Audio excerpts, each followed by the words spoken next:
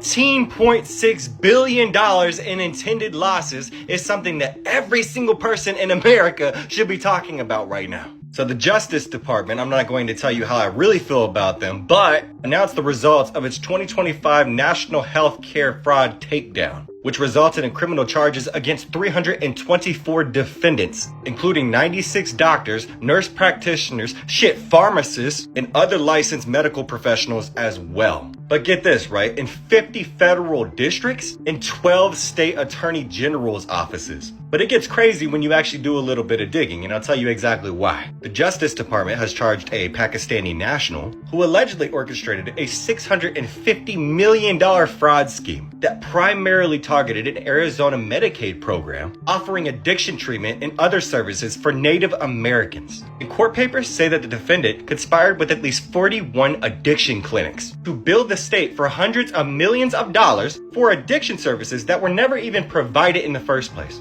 And officials say that many of the patients who were actually enrolled were recruited from the homeless population or Native American reservations. But see, that indictment is one of nearly 200 federal cases. The effort is part of the department's long-running campaign to combat fraud in the healthcare sector. And no, the orange was not responsible for this, but which officials estimate at around $300 billion per year. And this year's takedown involved $14.6 billion in intended losses, making it the largest healthcare fraud takedown in department history.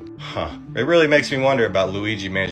It's been breaking news that the feds had a national sting and they took down 324 people in a national healthcare fraud scheme. A lot of them were nurses. 2 nurses out there in Vegas made about $9 million. They were charging people for wound care supplies that they didn't need, getting kickbacks from Medicaid. Nurse in Connecticut, she was charging people $200 cash for visits to get Schedule 2 and 4 narcs. Nurse down there in Rochester was charging up people's debit cards. It seems that all of these nurses were approached, and all of these healthcare practices were approached by a company. I don't know how they got involved with the company, but they were approached by this company who they said made billions to get down with this scheme.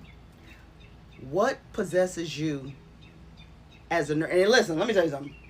If I get down with the scheme, my practice that I built, as hard as nursing is, to work and to build your own practice, listen, if I get down with the scheme, I ain't gonna be getting no $200 cash. The nurses down there in Vegas that was getting $9 million, okay, I ain't gonna be getting $200, putting my lights on for no $200 scheme. I mean, even if you're seeing, how many people are you really seeing a day? Even if you're getting 10 a day, you're just getting 10,000. No, it's not worth it. You know what I'm saying? I don't understand what would possess nurses to do this. But it is the biggest sting by the feds in history. And it comes the same week the Medicaid bill was passed. If you guys don't think all politics are connected, if you think you're running a scam and you think the feds don't know, they know. Nurses, don't scam, don't steal. You're going to jail. Okay? They passed the Medicaid bill.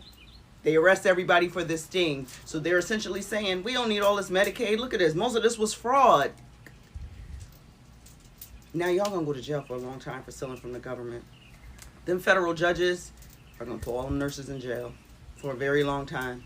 $9 million? They probably give you a year for every milli that you got. It wasn't worth it. You worked too hard. More is developing with the story. What are your thoughts? Let's talk about it. We just had the largest healthcare fraud takedown in history. Over 300 defendants was charged with scamming Medicaid out of $14 billion. These consist of doctors, nurse practitioners, and pharmacists. And within this investigation in the Carolinas, that's North and South, they found out that providers were scamming disabled children, dead people, and prisoners.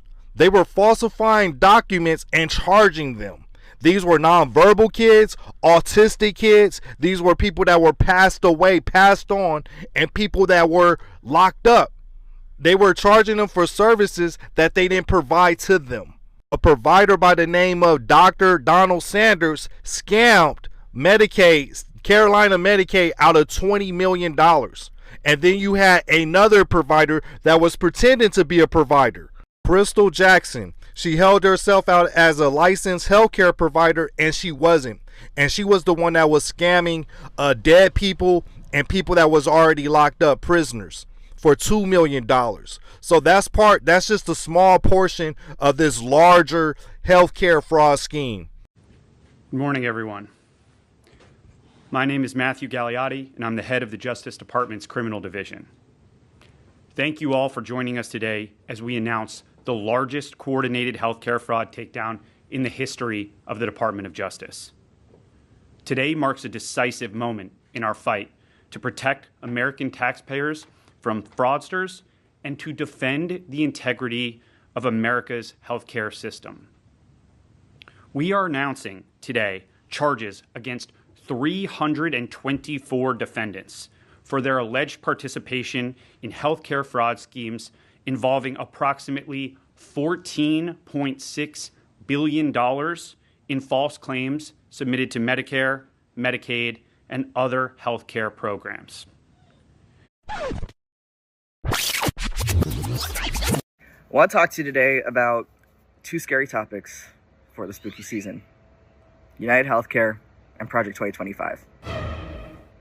Today, United Health Group announced $6 billion in third quarter earnings. Now stick with me for a second. I want to take you on a little journey with me. Earnings is actually money that they took from our premiums, so the money that we or our employer pays monthly for us to have insurance and all, or from our tax dollars. And then these earnings that they took from our premiums and tax dollars, they then decide to pocket instead of using to pay for care that we need: surgeries, medications, etc. United Healthcare offers insurance plans in lots of marketplaces, the ACA marketplace, Medicaid in some states, employer plans, but one of the biggest sources of revenue and profit for them is Medicare Advantage, which is just privatized Medicare. We did some math at People's Action, and according to our calculations, we estimate that United Healthcare makes $137 billion from privatized Medicare every year. How, you may ask? They do this by denying care that seniors need, that people with disabilities need. United denies 2.6 million people care every year. And that itself is heinous. But here's the other thing. They actually stand to gain a ton from Project 2025 and a Trump victory. If Trump wins and Project 2025 is implemented, Trump will make privatized Medicare the default option.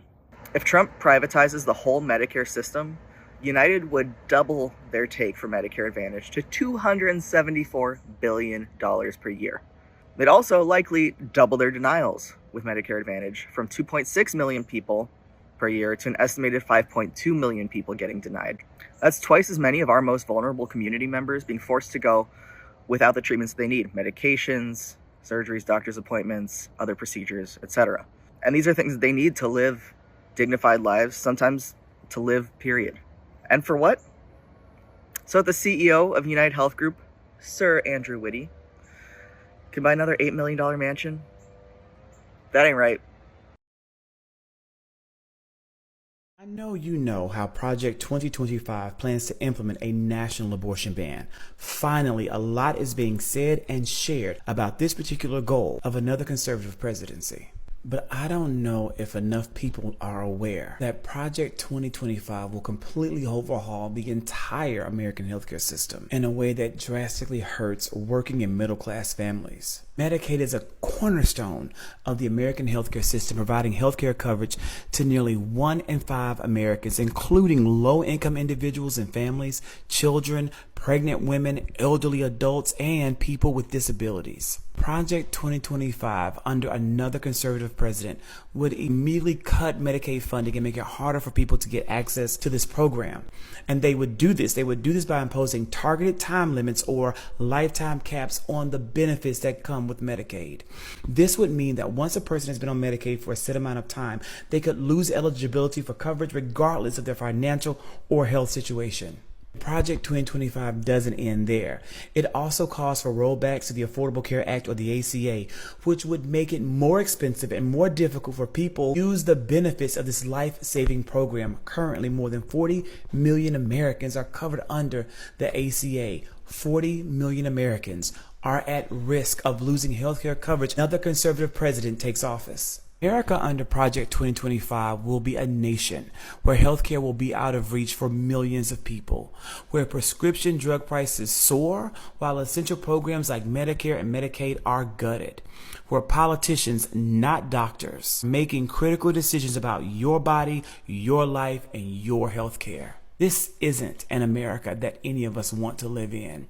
This isn't what any American deserves, because we deserve affordable, accessible health care. We deserve the freedom to make healthcare decisions that are right for us and our families. And we deserve a healthcare system that works for every single American, for our seniors, for our families, for our children, for our neighbors with disabilities and pre-existing conditions. This is America, where freedom is a right. And the people, not the government, but the people that elect that government, they are the ones who decide what's best. Medicare and Medicaid are just too expensive. People should handle their own healthcare without the government stepping in. Randy, Medicare covers seniors who've worked their entire lives, and Medicaid helps children, low-income families, and people with disabilities. Cutting them means people lose access to doctors, nursing homes shut down, and rural hospitals, already struggling, go bankrupt. Well, maybe people should just work harder or plan better to afford their healthcare. Dude, most people on Medicare already work. Their jobs just don't pay enough to cover private insurance, and even with Medicare, seniors still pay thousands out of pocket every year. Healthcare isn't a luxury, it's survival. Can't we just cut the fraud? That's where all the waste is. Fraud makes up less than 10% of spending. Cutting trillions means reducing services for everyone, like cancer patients losing chemo treatments or people with disabilities losing access to home care. Okay, but shouldn't people save for healthcare like they save for other expenses? Medical bills are the leading cause of bankruptcy in this country, even for people who save. One major illness can wipe out everything, especially when costs for treatments like chemotherapy or surgeries run into tens of thousands of dollars. But healthcare is still a personal responsibility. Why should taxpayers pay for someone else's care? Because we already do. When uninsured people can't pay their hospital bills, those costs get passed on to everyone else through higher premiums and hospital fees. Cutting Medicare and Medicaid will just make that problem worse. What if we let private companies take over healthcare? That'd be more efficient. Private companies already run most healthcare, and that's why we're paying the highest prices in the world. Without Medicare and Medicaid, millions would lose insurance entirely and end up delaying care until it's too late. And then the costs skyrocket. It's just too much money for the government to spend. Randy, cutting Medicare and Medicaid would mean longer ER waits, overrun clinics, and millions of uninsured people. But yeah, let's ignore all that because you think your hot take on government spending from Facebook qualifies as fiscal policy expertise. Okay, so I wanted to follow up a little bit with my Doge and data video that went mini viral. So some people were commenting that, oh, this is a conspiracy, this is just conjecture. Well, a week after I published that video, Larry Ellison, who is the CEO and I believe also the founder of Oracle, which is a huge cloud computing manager of data, came out and said that he thinks that all US data should be consolidated into one place conveniently with Oracle, and this should include DNA data. And I've already said it before on here that I am a scientist by training, a biomedical scientist. My degree is in molecular genetics. This is an awful idea, especially if we do not get the ethics and the parameters upon which we can use AI under control. So in addition to wanting to consolidate all federal data to his cloud system, Larry Ellison also suggested that AI could be used to train and conduct surveillance within the United States. That raises a huge privacy concern. It is anti-freedom, it's anti-liberty, it's unpatriotic, and I find it very funny that the main people that had an issue with my initial video are people that would call themselves so-called patriots and for the American way, but this is anti-American. American citizens are not criminals. We cannot allow ourselves to be or allow these people to surveil us as if we are such. we have freedom of movement and we have freedom of speech, but that comes into peril when you're under complete surveillance, because whether you know it or not, you act in certain ways, you moderate your behavior. And I'm not talking about, not committing crime or not doing something that you know is illegal, but even speaking out against certain things because you are under surveillance. So I don't like the direction that this is going at all. I hope to do a deeper dive into that later, but just to give you a primer, especially with regards to the DNA data stuff, that is a huge problem because genes are not there. In a lot of instances, like we've sequenced the human genome. We know certain genes that are connected with certain diseases, but I'll give you Alzheimer's disease as an example.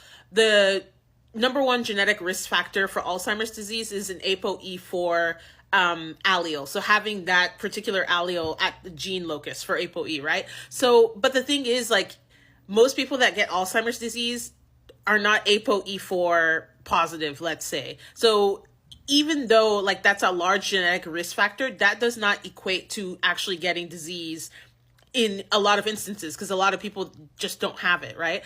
But the point I'm making with regards to genes is that what if they consolidate all of this data, including criminal data, and then they start to find, quote unquote, or the AI predicts a link between, let's say, eye color and criminality.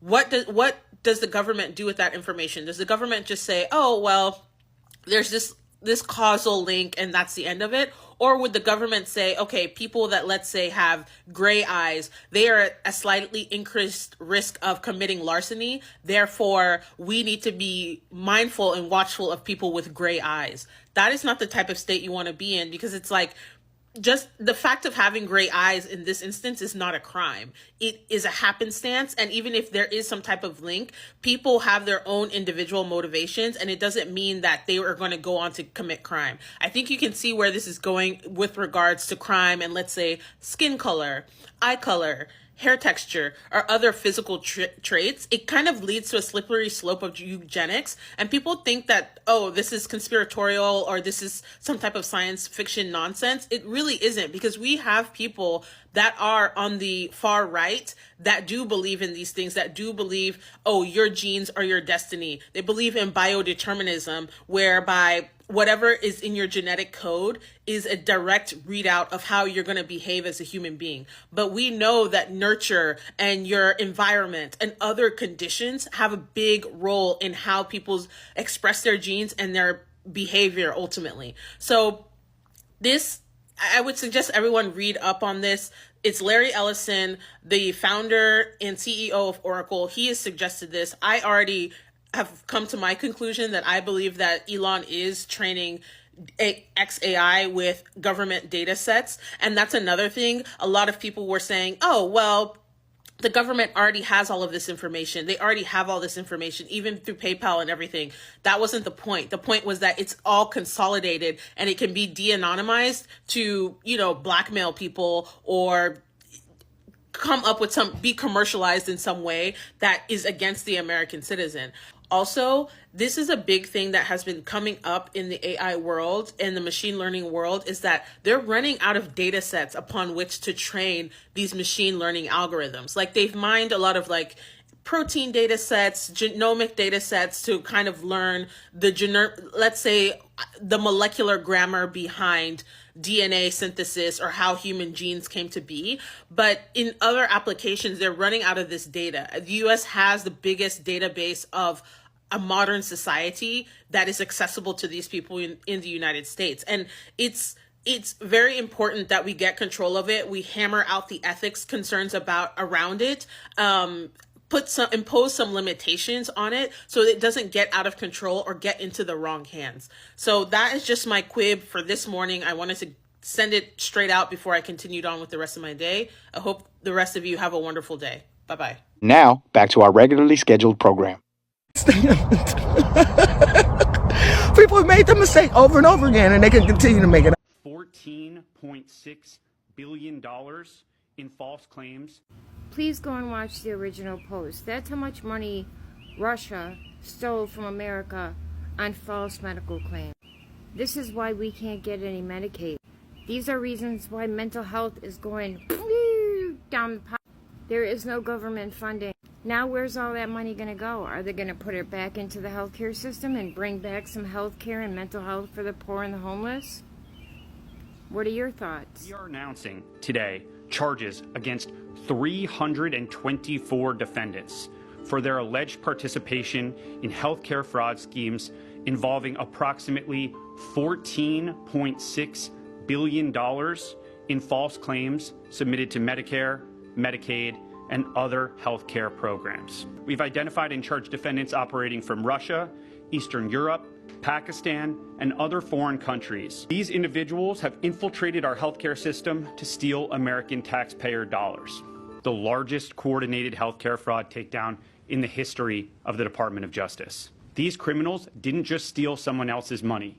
They stole from you. Every fraudulent claim, every fake billing, every kickback scheme represents money taken directly from the pockets of American taxpayers who fund these essential programs through their hard work and sacrifice. This enforcement action involves the seizure of cash, as well as luxury vehicles and properties, returning real money to American taxpayers and to our government healthcare program. One example, we dismantled a scheme involving a sophisticated operation run from Russia and Eastern Europe that strategically bought dozens of medical supply companies in the United States and submitted more than $10 billion in fraudulent healthcare claims to Medicare. To make matters worse, these perpetrators used the stolen identities of more than 1 million Americans spanning all 50 states to perpetrate this scheme and submit these false claims. This takedown resulted in criminal charges against 74 defendants,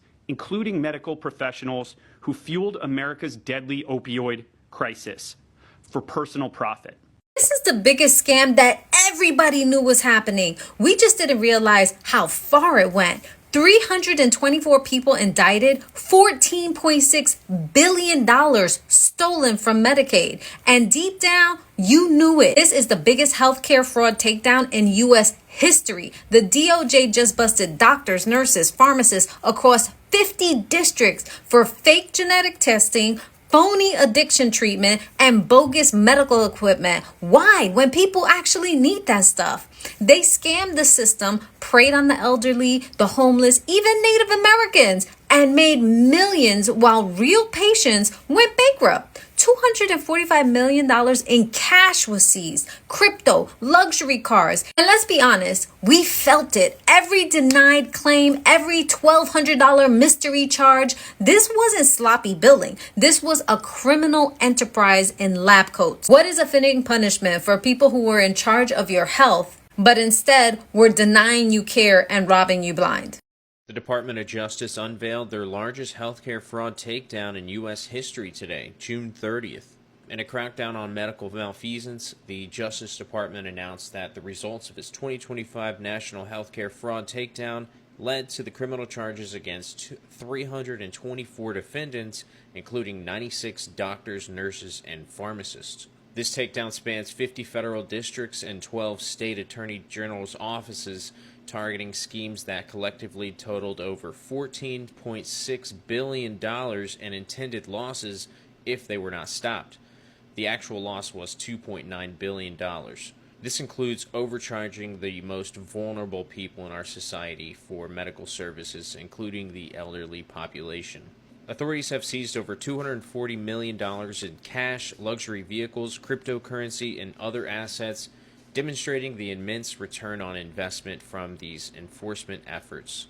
Adding to the impact, the Centers for Medicare and Medicaid Services revealed it successfully prevented over $4 billion from being paid out on false claims and suspended or revoked the billing privileges of 205 providers. One outstanding case, called Operation Gold Rush, exposed a scheme that allegedly exploited the stolen identities of over 1 million Americans to submit $10.6 billion in fraudulent Medicare claims. Law enforcement prevented approximately $4.4 billion from being paid out by Medicare in this single scheme. The operation also made a substantial dent in the opioid crisis, with 74 defendants, including 44 medical professionals, charged in connection with an alleged illegal diversion of over $15 million prescription opioid pills. 49 defendants were charged in connection with over $1 billion in alleged telemedicine and genetic testing fraud schemes, meaning they would ask for money over the phone and come up with fake research so they could get money from the government.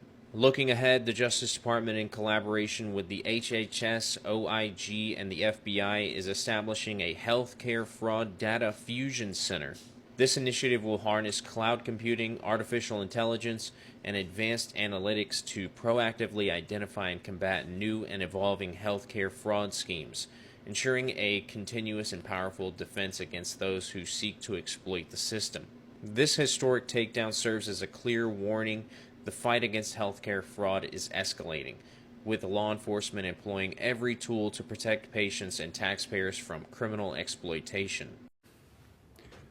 My name is Matthew Galliotti, and I'm the head of the Justice Department's Criminal Division. Thank you all for joining us today as we announce the largest coordinated healthcare fraud takedown in the history of the Department of Justice. Today marks a decisive moment in our fight to protect American taxpayers from fraudsters and to defend the integrity of America's healthcare system. We are announcing today charges against 324 defendants for their alleged participation in healthcare fraud schemes involving approximately $14.6 billion in false claims submitted to Medicare, Medicaid, and other healthcare programs. In a takedown this large, I can't possibly describe all of the work that went into dismantling each scheme, but there are 4 key points that bear emphasizing. First, let me be clear about what these healthcare fraud schemes mean for every hardworking American family. These criminals didn't just steal someone else's money. They stole from you. Every fraudulent claim, every fake billing, every kickback scheme represents money taken directly from the pockets of American taxpayers who fund these essential programs through their hard work and sacrifice. And when criminals defraud these programs, they're not just committing theft. They're driving up our national deficit and threatening the long-term viability of healthcare for seniors, disabled Americans, and our most vulnerable citizens. This enforcement action involves the seizure of cash, as well as luxury vehicles and properties, returning real money to American taxpayers and to our government healthcare programs. Second, we are seeing a disturbing trend of transnational criminal organizations engaging in increasingly sophisticated and complex criminal schemes that defraud the American healthcare system. As part of this takedown, we've identified and charged defendants operating from Russia, Eastern Europe, Pakistan, and other foreign countries. These individuals have infiltrated our healthcare system to steal American taxpayer dollars. As just one example, we dismantled a scheme involving a sophisticated operation run from Russia and Eastern Europe that strategically bought dozens of medical supply companies in the United States and submitted more than $10 billion in fraudulent healthcare claims to Medicare. To make matters worse, these perpetrators used the stolen identities of more than 1 million Americans spanning all 50 states to perpetrate this scheme and submit these false claims. But I'm pleased to report that federal agents intercepted and arrested key members of that organization at U.S. airports and the U.S.-Mexico border, cutting off their intended escape routes. The days of transnational criminal organizations using the American healthcare programs as their personal piggy bank are over. Third, this takedown resulted in criminal charges against 74 defendants, including medical professionals who fueled America's deadly opioid crisis for personal profit.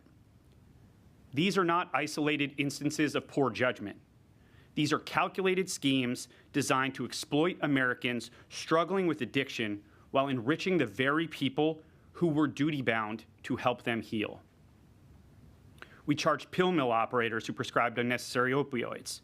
We dismantled networks of corrupt pharmacies that existed solely to distribute drugs to addicts and dealers.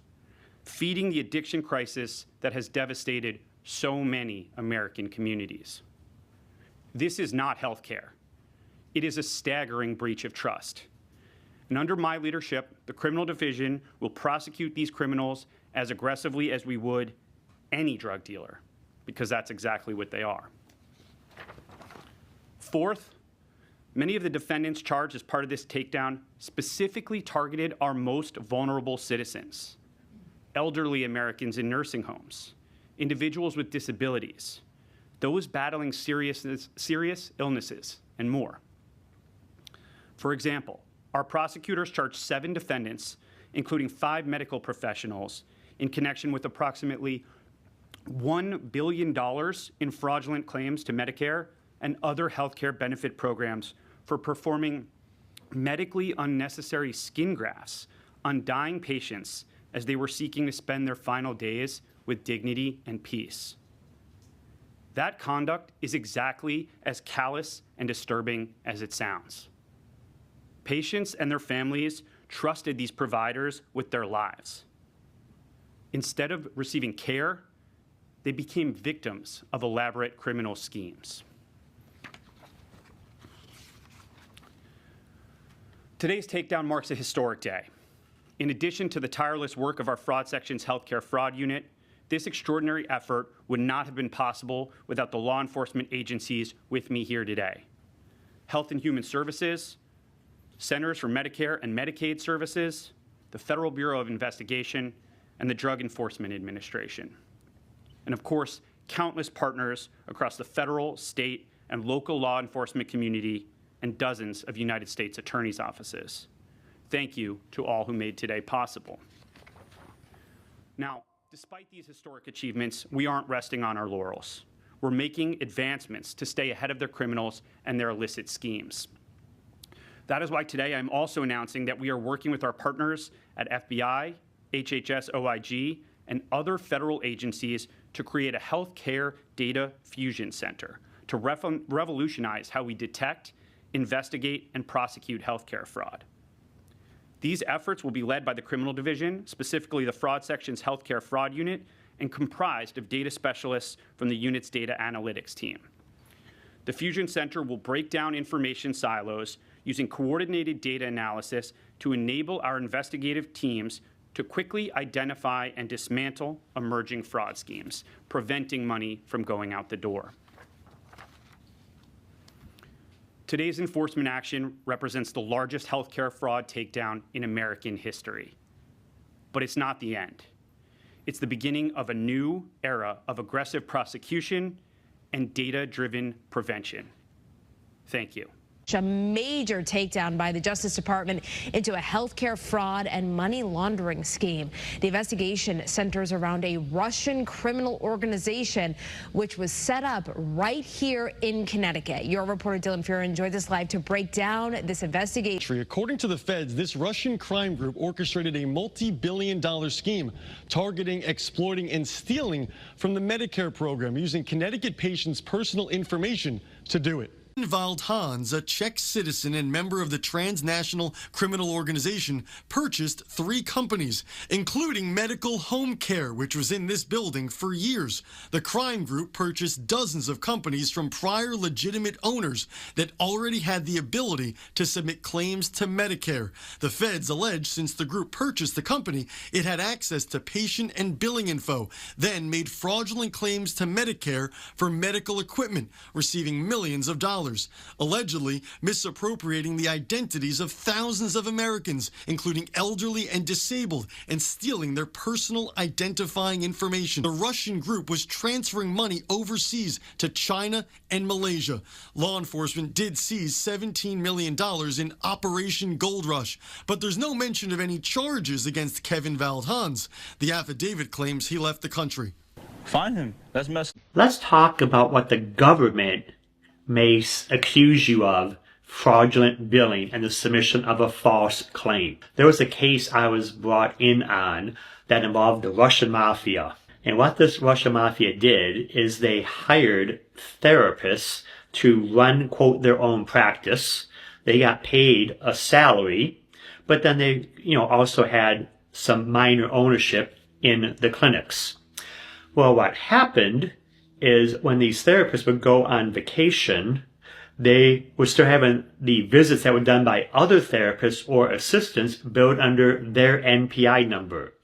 But yet that PT or the OT was either not in the state, they may have been out of the country. Well, obviously this was not the only issue that came about. There were many other issues involved, but one of the things the government, of course, charged the PT and the OT with was the submission of a false claim, of a fraudulent claim, because there's no way they could have provided the service or supervised that assistant that was providing the service. Well, of course, the PT and the OT did not even know this was occurring. They did not know their NPI numbers were being used to submit those claims when they were not even present. So again, there's a great example where the PT and OT did not know this was going on. They truly were, quote, innocent. But the government is going to paint the worst possible picture of you in front of the jury. Luckily, the PT and OT, they had an amazing group of attorneys. And in my opinion, the consultant they retained wasn't too bad. And they were actually found not guilty on all of the charges and were completely exonerated, and they're able to resume whatever career they want to resume. So again, very hard to stay compliant with everything. It's your license. You need to be aware of what's going on in your practice, in your organization. And if you're not sure, if you have questions, question the owner, question the director. Still not sure? Maybe seek legal counsel, reach out, seek a consultant, talk to somebody. If you've got any stories, feel free to comment on them below. If you've got some concerns, issues, feel free to reach out to me. Crazy. She's sleeping at the front desk. She's psycho. And I think that she got in trouble and she gave up them. And I went down in the midst of all of this. Because they were practicing under your license. Now, what did they get in trouble for? Yes, they're practicing under your license. That's illegal. But FBI and all that for just practicing under someone else's license? Oh, honey. They had, once you put a claim in the mail, in the post office, it's federal now. It becomes a federal offense. So if they want you for a conspiracy charge, they will get it. So I had conspiracy to commit healthcare fraud, all sorts of stuff. And everybody had to get separate attorneys. So these two separate guys had to get different attorneys. And I wound up going, let me go back to this time. So I go in there and the mean prosecutor is in my face. New Yorker, didn't scare me. He's like, Linda, you're a nice Italian girl. I'm assuming you're from New York. I said, yeah, just like you, because he had this accent. And he goes, you know that you were donating $10,000 a month to the shul? They had a separate account. I had a Wells Fargo account. They had a Bank of America. They were washing money through the shul. Do I know all this? No, I don't know all this. So they had a stamp of my signature and they went pretty crazy with it. So he said, no. I said, no, I wasn't donating money to the shul. And he says, we know that you don't own that clinic. And I said, okay. Because at that point, they thought that the whole clinic was a sham. It doesn't matter, Kev, that nothing was performed that wasn't billed. It was all there. But what they got him on is how were they getting the patients? Well, turns out they were paying people for cases. They had guys on the street. So I agreed to help them. And let me tell you, I walked into that room. I was scared. I didn't know what was going to happen. I was really scared. And they were very nice to me. And the prosecutor, that's the mean one, I actually really liked him better than the other prosecutor. And I agreed to work with the government, take a plea, and work with the government. So I worked Monday, Wednesday, Friday, and Tuesday and Thursday. I went downtown and went, do you know this person? Showing me pictures. Do you know this? No, I don't recognize this person. Do you know this? And tell me how the files work. Tell me and I spent a long time. Then now we're in 18. And it was Christmas time of 17. And they said to me, okay, we're prepping you for court. We're going to court January 5th or something. I was scared out of my life. I was so frightened. So first, my personal life goes to shit. Now my professional life. I mean, you want to talk how many times you got to pick yourself up, you know, resilience, rise above. So I wound up becoming friends with some of these IRS agents. I mean, friends, like everybody was nice. You know, we're ordering pizza, Linda. What do you like? You know, and I'd go through the files and they were really kind to me. And then they were prepping me for court. And then one of the doctors took a plea. Turns out these guys had like 12 clinics, all run under different doctors' tax ID numbers. So they were looking at RICO, racketeering. They were looking at 25 years each. So I never knew what RICO was, you know. So I didn't know half the stuff. Until you get hit with one. Yeah, until now I'm involved in a RICO case. So I was going to testify as helping the government, right? So that they would be easier on me. And I'm thinking maybe I'm going to die or maybe my kids are going to get killed. I mean, I don't know, you know? So at the last hour, I remember going in there. It was like the day between Christmas and New Year's. I was there. And I go in there and they go, Linda, they took the plea. Andrew took a plea. Felix. I jumped up. I was like, they go, sit down. I go, doesn't this mean I don't have to go to court? Yes, it does. It means you don't have to go to court. We're waiting for one other doctor because this other doctor, they had to wrap it all up in a nice, tidy box with a bow. And then at the last 9th hour, she took a plea. Okay, so now it's time to get sentenced, right? Because you take a plea, you admit to guilt, right? I have to be responsible. I let them work under my tax ID number. So that was my culpability in the whole thing. So I get a call from the attorney. I got good news and bad news. I go, what's the good news? I don't remember what the good news was, right? The bad news is you got the worst judge. But the good news is I know him. Oh, do you think that's going to help? I don't know. We're not allowed to sway judges, you know, but I'm personal friends with him. What? Why more foreigners are choosing China for medical tourism? China has rapidly become a top destination for medical travelers. Here's why you should consider it. Firstly, it's world-class hospitals and technology. As China boasts the JCI accredited hospitals like Peking Union, Jiangsu People's Hospitals, and cutting-edge technology like robotic surgery, CAR-T therapy, and AI diagnostics. Many facilities rival the United States or Europe, but at 70% lower costs, right? The second is no waiting list. The faster care, because you can skip months-long queues, which is very common in Canada or United States. China offers the same big appointments for major procedures. The third reason is for luxury healthcare, like the heart bypass surgery. It may cost $10,000 in China, while it may cost $100,000 in the United States.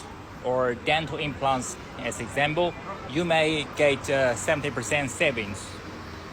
Let's recover in 5-star hotel suites. The fourth reason is traditional Chinese medicine combined with Western fusions.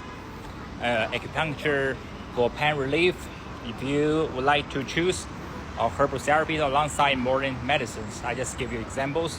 The fifth reason is medical visa convenience. Many cities offer faster track medical visas.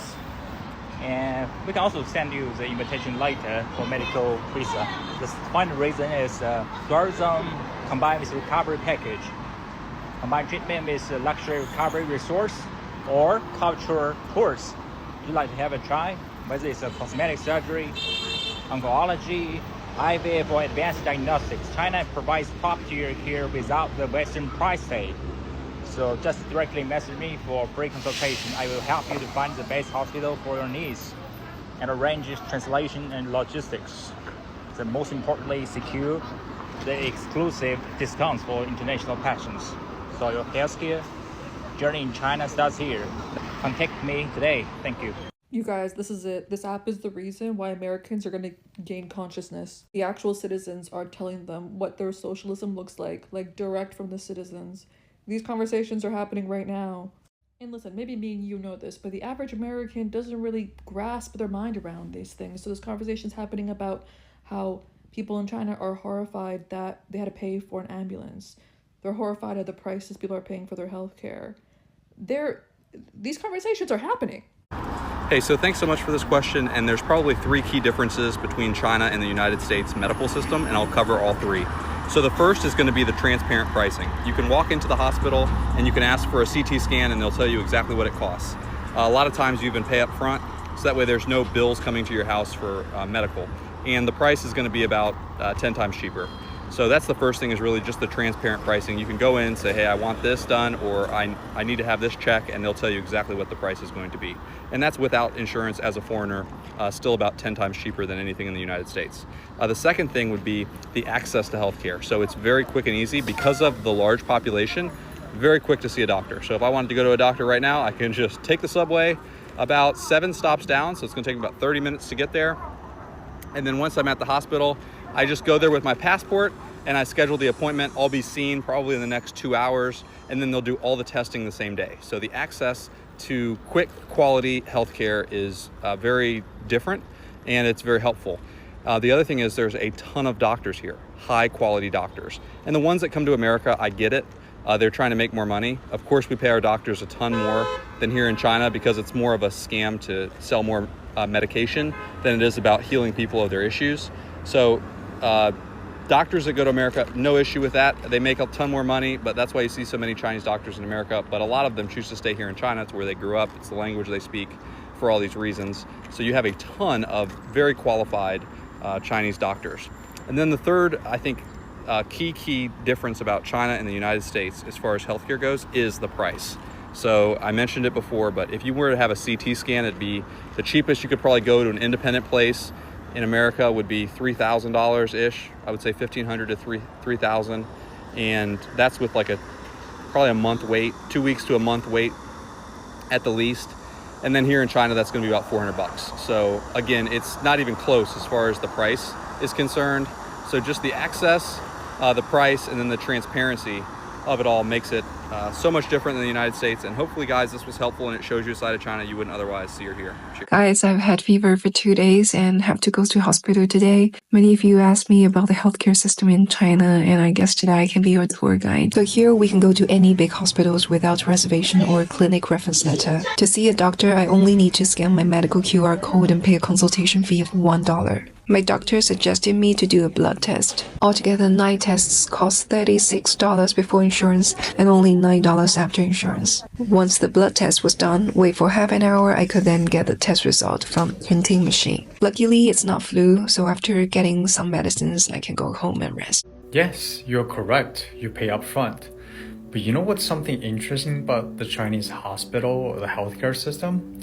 It is super efficient. I'll give you just my personal example.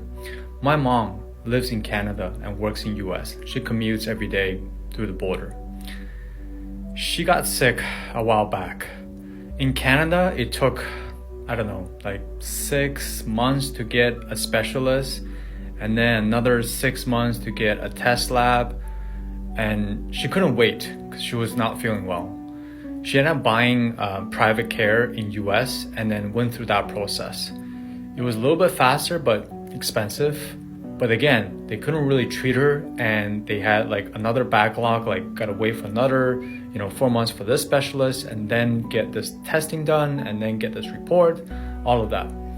She ended up buying a flight, went to China, okay, landed on that day of, went to the hospital, went to the triage downstairs, see a specialist right upstairs, and then went into procedures on that day. And next day, she came back.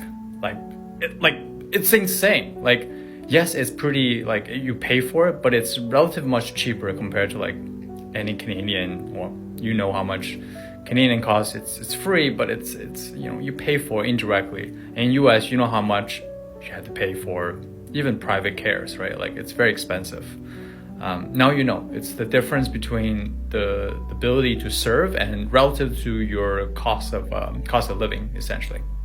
So the healthcare in China is very affordable and very cheap. However, it's not completely free. If you get a really bad disease like cancer and without insurance, your treatment fee can up to like thousands RMB, which is equivalent to about like couple thousands USD dollar. So for the ambulance, that we have a fixed price worldwide. China-wide. So this is the China-wide ambulance cost rule. By the way, in China, if you need any medical help or ambulance, you dial 120. So if you need any service before the ambulance arrives to the hospital, it is 150 RMBs per person per time, equivalent about $20. And the ambulance starting price is about 10 RMB for the first 3 kilometers. So for example, if your house to the hospital is less than 3 kilometers, then you only need to pay the 10 RMB, which is about 1.5 USD. And any extra kilometers on top of those 3 kilometers, it is 2 RMBs per kilometer, about 30 cents in US dollar per kilometer. And if you need a CPR or something like that will resonate, it is about 100 RMB per person per time, which is about less than $20. And if you bleed very much and you need, stopping the excess bleeding, which is about 50 RMBs per person per time, equivalent to about $7. And of course, all the medication that used on you when you are in the ambulance will be pricing by the pharmacy, which are usually really cheap, around like a couple dollars to maybe $30, $40 depending on the drug. So overall, if you just ride the ambulance to the hospital less than 3 kilometers, it will only cost you maybe 1.5 US dollar. But if you need some service, you use drug, blah, blah, blah, it can last you sometimes to around 100 USD dollar. I hope this helped.